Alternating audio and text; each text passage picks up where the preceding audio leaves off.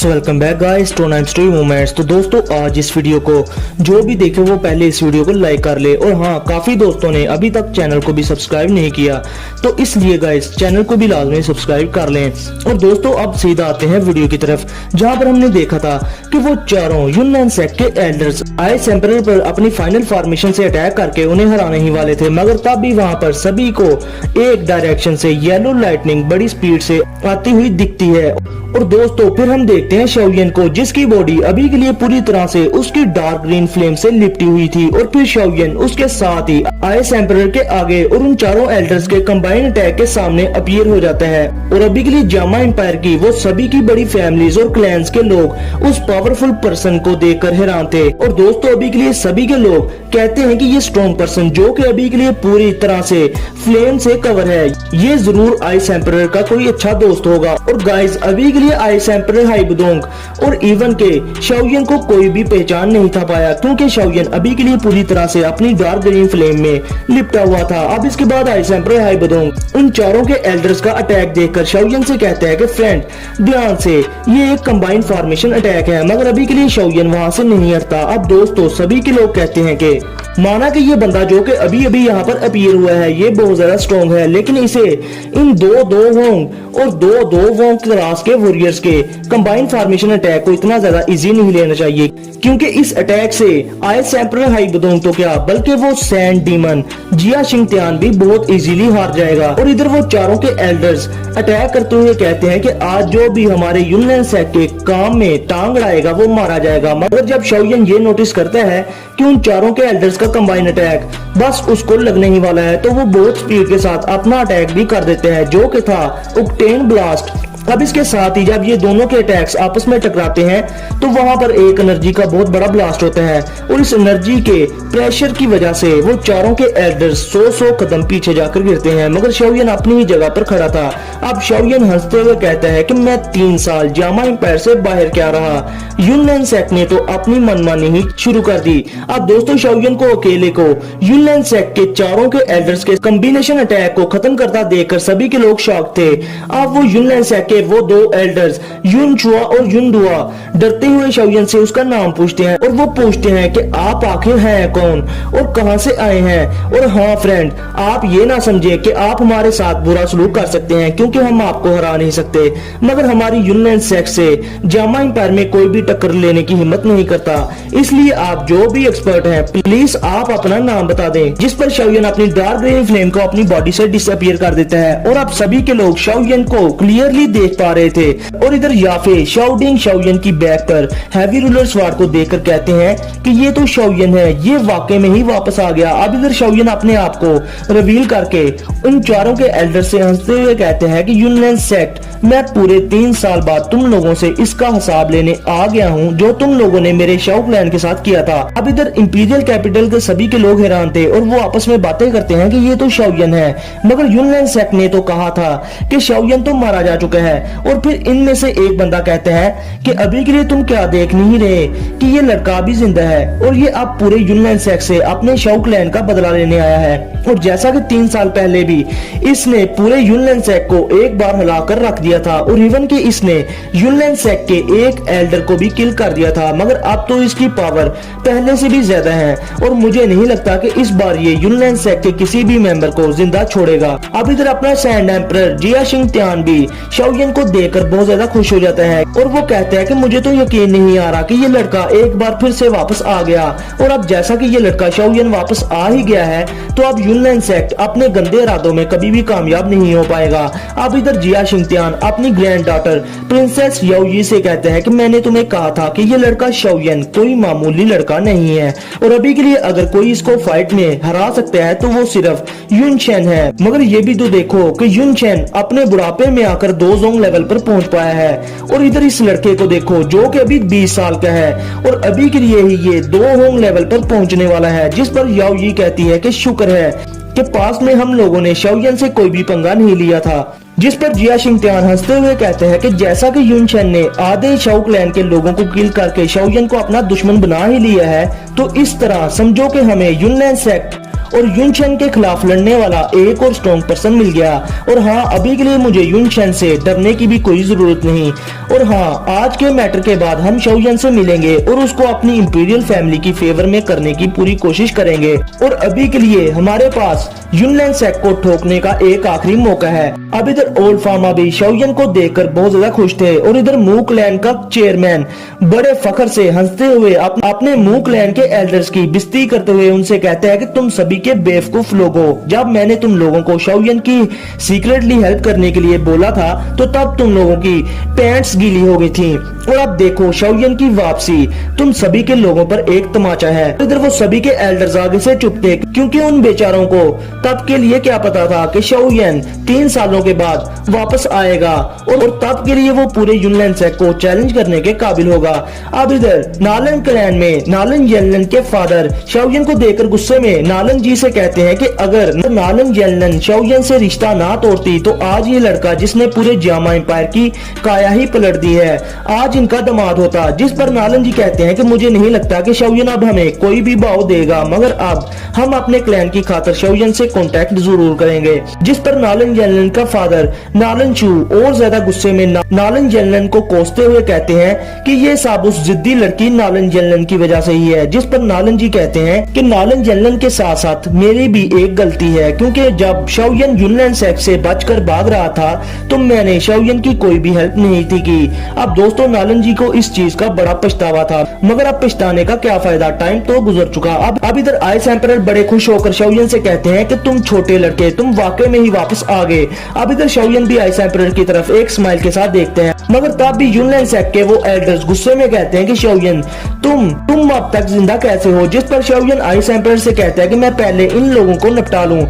हम फिर बाद में काफी सारी बातें करेंगे। अब शाओयन एल्डर युनडुआ और युनशा से कहता है कि भला मैं उस कुत्ते युनशेन को अपने हाथों से मारे बगैर कैसे मार सकता हूँ। और हाँ, वैसे भी मैंने तुम लोगों से कहा था कि मैं शाओयन वापस जरूर आऊंगा। अब इस पर एल्डर युनशा और एल्डर युनडा कुत्तों की तरह हंसते हुए कहते हैं कि तुम आज भी यहाँ अकेले ही आए हो और अभी के लिए तो हम लोग तुम्हें सेक्ट लीडर युनशेन के बगैर भी किल कर देंगे। अब इसके साथ ही वो दोनों एल्डर्स अपने साथ 5 और 2 होम क्लास के एल्डर्स को बुला लेते हैं जो कि आसपास ही छुपे थे। अब शाओयन युनलैन सेक के इतने सारे एल्डर्स को देखकर कहते हैं तो तुम लोग फिर से अपनी ज्यादा तादाद होने पर खुश हो रहे हो, और वैसे भी तुम लोग वो कुत्ते हो जो हमेशा गंद खाने से बाज नहीं आते। अब इधर आइस एम्परर हाइबडोंग युनलैन सेक के और ज्यादा 7 2 होम क्लास के एल्डर्स और 2 होम क्लास के एल्डर्स को देखकर शाओयन के पास आ जाता है और वो शाओयन से केयरफुल रहने का बोलता है, मगर शाओयन एक स्माइल के साथ एल्डर युनडुआ को देखकर कहता है कि तुम लोगों को क्या लगा कि मैं पास्ट की गलती एक बार फिर से दोहराऊंगा क्या। अब इसके साथ ही शाओयन एक डायरेक्शन में इशारा करते हैं जहां से 10 2 होम क्लास के वॉरियर्स बड़ी तेजी से इंपीरियल कैपिटल की तरफ आ रहे थे। अब ये देखकर एल्डर युनडुआ और युनशुआ काफी ज्यादा डर जाते हैं और इधर शाओयन उन लोगों से हंसते हुए कहता है कि अब क्यों ना तुम लोगों को मैं अब तुम लोगों की जबान में ही समझाऊं। अब इसके साथ ही शाओयन के वो 10 साथी जो के 2 होम क्लास के प्रैक्टिशनर्स थे वो युनलैन सेक के सभी के 9 एल्डर्स के इर्द गिर्द एक घेरा बना लेते हैं और अभी के लिए उन लोगों ने उन सभी को हर तरफ से घेर लिया था। अब सभी के जामा एम्पायर के लोग जिन्होंने आज तक इतने ज्यादा 2 होम क्लास के वॉरियर्स को नहीं देखा था वो बिल्कुल हैरान हो जाते हैं और अभी के लिए तो एल्डर युनशा और एल्डर युनडुआ के माथे पर 12 बज चुके थे। अब इधर आइस एम्परर हाइबडोंग भी हैरान होकर शाओयन से पूछते हैं कि शाओयन क्या ये सब तुम्हारे लोग हैं, जिस पर शाओयन हाँ में सारा ला देता है। अब फिर शाओयन एल्डर युनशा और एल्डर युनडा और बाकी के युनलैन सेक के एल्डर्स की तरफ देखकर शैतानों की तरह हंसने लगता है और वो कहते हैं कि 7 2 होम क्लास के एल्डर्स और 2 होम क्लास के एल्डर्स ये तो युनशेन ने मेरे जामा एम्पायर में रिटर्न पर मुझे गिफ्ट के तौर पर दे दिए हैं और अगर ये गिफ्ट है तो मैं भी इस गिफ्ट को रिसीव कर लूंगा। यानी कि अब शाओयन उन लोगों को किल करने वाला था। अब युनलैन सेक के एल्डर्स समझ जाते हैं कि आज उनका यहाँ पर शाओयन के हाथों दी एंड होने वाला है और इधर अपना उल्टी खोपड़ी लिन जेन शाओयन से कहते हैं कि यार क्या ये युनलैन सेक के एल्डर्स हैं, ये युनलैन सेक तो वाकई ही टक्कर लेने के काबिल है। जो इन्होंने अपने इतने ज्यादा एल्डर्स फाइट के लिए सेट से बाहर भेज दिए। अब इसके साथ ही शाओयन एक स्माइल के साथ अपने साथियों को ऑर्डर देता है कि इनमें से किसी को भी जिंदा ना छोड़ना और सभी को किल कर दो, जिस पर लिन जेन और शाओयन को वो बाकी के 10 साथी ब्लैक शैडोज में कन्वर्ट होकर युनलैंड सेक्ट के एल्डर्स पर अटैक कर देते हैं। अब इधर ये सब देखकर एल्डर युनचुआ और युनडुआ शाओयन से बड़े गुस्से में कहते हैं कि शाओयन, क्या तुम्हें मौत से डर नहीं लगता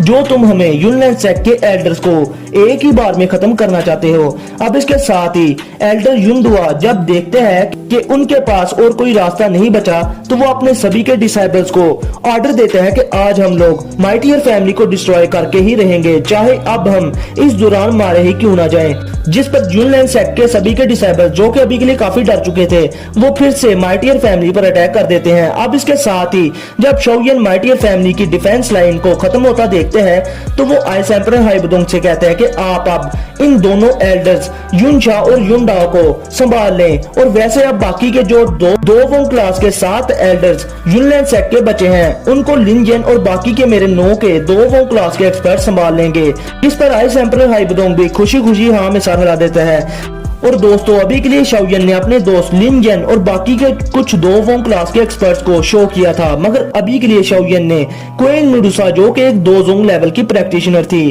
और उन तीनों फैक्शंस के लीडर्स जिनमें ओल्ड यिनगुआ और अपने साथ बाकी के 2 वोंग क्लास के एक्सपर्ट्स को शो नहीं किया था। अब इधर दूसरी तरफ माइटियर फैमिली के डिसाइबल्स याफे से जोर से कहते हैं कि अभी के लिए हमारी डिफेंस लाइन खत्म होने वाली है, जिस पर याफे उन्हें युनलैंड सेक्ट के डिसाइबल्स को और ज्यादा देर तक रोकने के लिए कहती है। और अब इसके साथ ही वहां पर अपना शाओयन भी अपीयर हो जाता है, और वो ठरकी शाओयन और वो ठरकी पहले तो याफे को देखकर कहते हैं कि तुम तो पहले से भी ज्यादा खूबसूरत हो गई हो। अब शाओयन मजीद उसे कहता है कि तुमने और आइस एम्परर ने इन 3 सालों में मेरे शाओ क्लैन के लिए बहुत कुछ झेला है। अब इसके बाद शाओयन अपने बिग ब्रदर शाओ डिंग को देखते हैं, और फिर शाओयन और उसका बड़ा भाई शाओ डिंग खुश होकर एक दूसरे से मिलते हैं। मगर जब शाओयन अपने बड़े भाई शाओ डिंग की व्हील चेयर की तरफ देखते हैं तो वो अपने बड़े भाई से उनकी इस हालत की वजह पूछते हैं, तो शाओ डिंग हंसते हुए बताता है कि मेरी टांगों में जहर फैलने की वजह से अब ये काम करना छोड़ गई हैं, मगर मेरे हाथ अभी भी सही सलामत है। जिस पर शाओयन अपने ब्रदर पर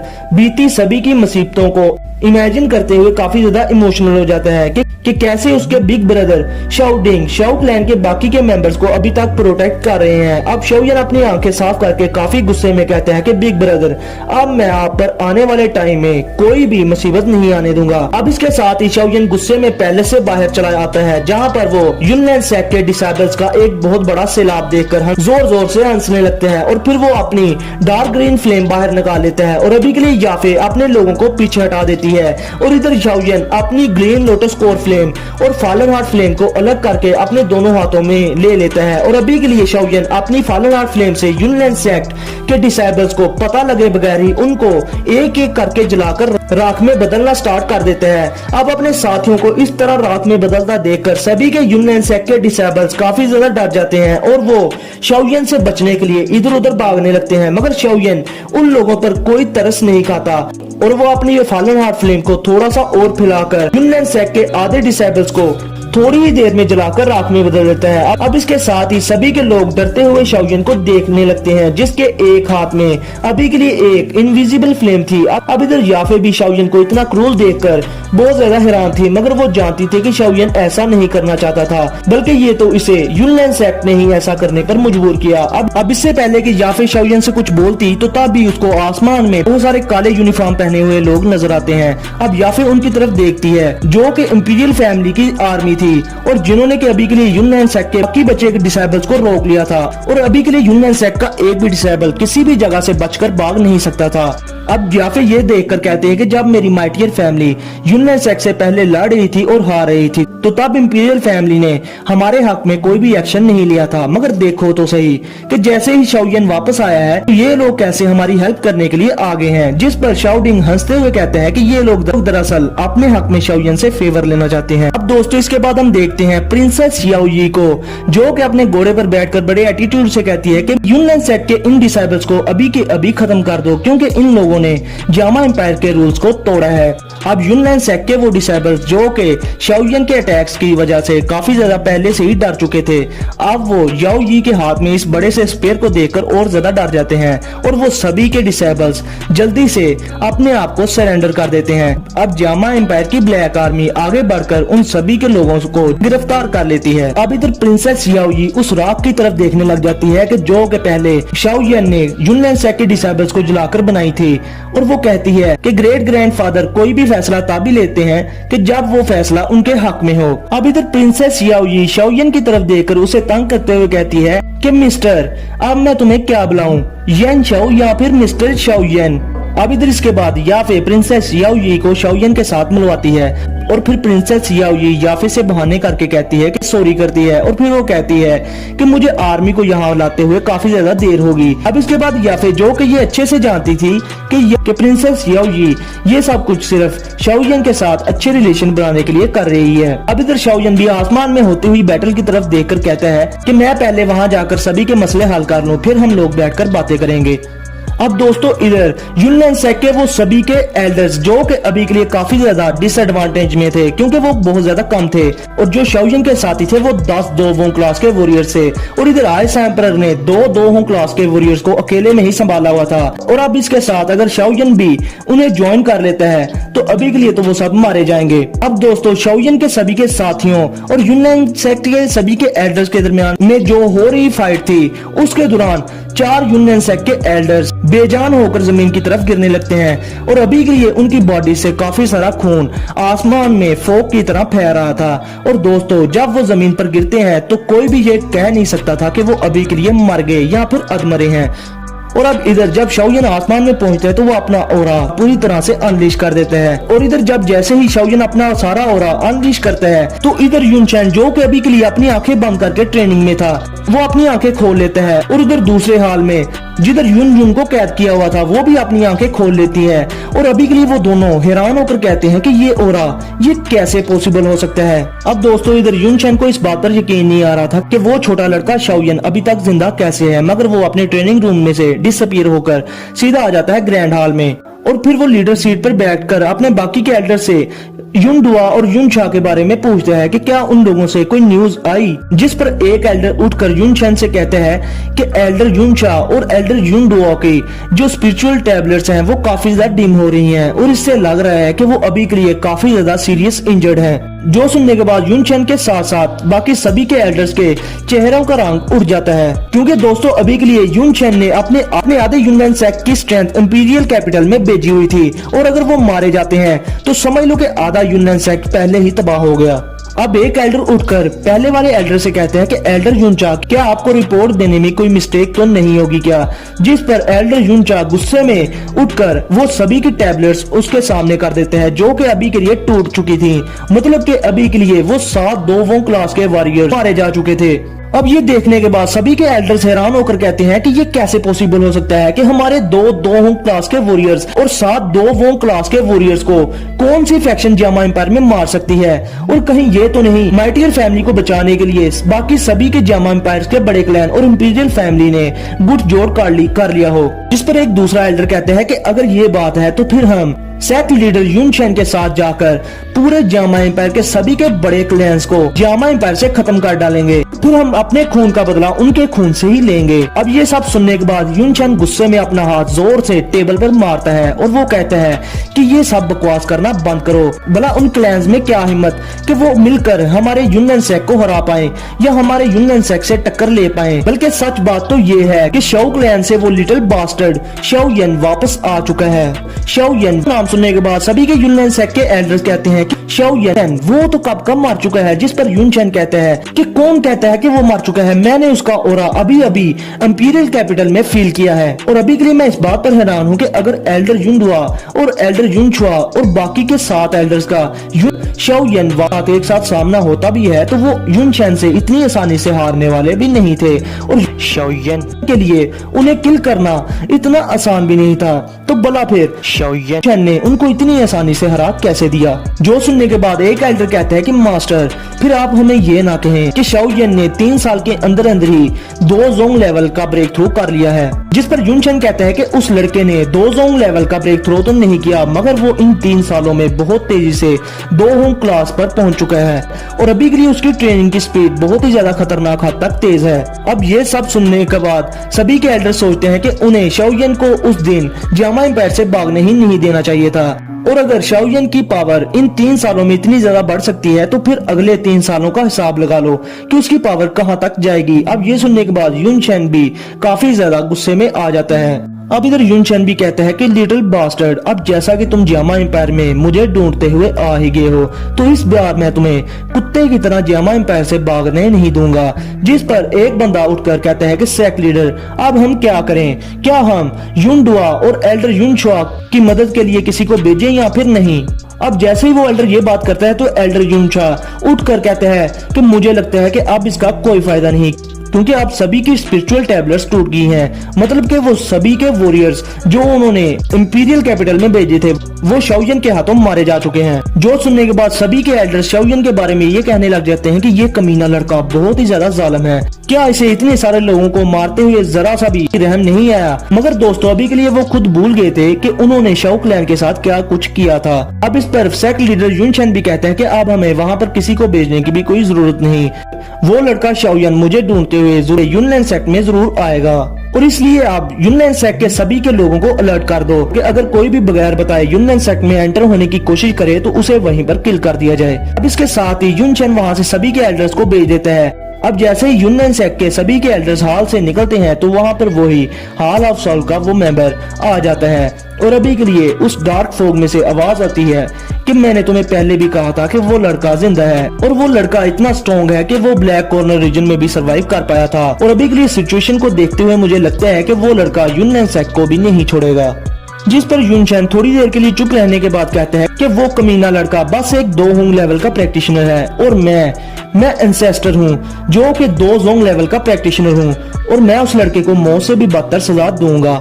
अब इधर वो ब्लैक फोग वाला पर्सन युनशन से कहता है कि अब जैसा कि वो लड़का शाओयन यहाँ पर वापस आ गया है, जिस वजह से शाओ क्लैन के बाकी के मेंबर्स भी उसके साथ इकट्ठा हो जाएंगे। और फिर वो युनशन को मजीद बताता है कि मुझे जो अभी के लिए इन्फॉर्मेशन मिली है उसके मुताबिक उस लड़के की बॉडी में अभी के लिए याओ जुनजी की स्पिरिचुअल बॉडी है और अभी के लिए मुझे लगता है कि उसने याओ जुनजी की स्पिरिचुअल पावर का यूज करके ही तुम्हारे सभी के एल्डर्स को किल किया है। इसलिए जब वो लड़का तुमसे फाइट करेगा तो तुम्हें याओ जुनजी के बारे में फिक्र करने की कोई भी जरूरत नहीं, उसको मैं संभाल लूंगा और फिर तुम इजीली उस लड़के शाओयन को मार पाओगे और पकड़ पाओगे। जिस पर युनशन कहता है कि मैं उस लिटिल बास्टर्ड के हाथ पैर तोड़कर ही तुम्हें वापस दूंगा। जिस पर वो ब्लैक फोग ये कहते हुए वहां से डिसअपीयर हो जाती है कि तुम्हें अभी के लिए अपने ओपोनेंट को इतना भी ज्यादा कमजोर नहीं समझना चाहिए, वरना वो तुम्हें उस स्टेट पर पहुंचा देगा जिस स्टेट पर लूले लंगड़े बेकारी होते हैं। अब दोस्तों हमारा सीन शिफ्ट होता है बैक पर, जहां पर हम देखते हैं कि शाओयन की बॉडी किसी तूफानी आंधी की तरह उन दोनों के एल्डर्स युनशुआ और युनडुआ के इर्द गिर्द घूमती है और अभी के लिए उन्हें शाओयन की तरफ से काफी ज्यादा हैवी ब्लोज मिलते हैं, जिसकी वजह से उनका रंग पूरी तरह से पीला पड़ जाता है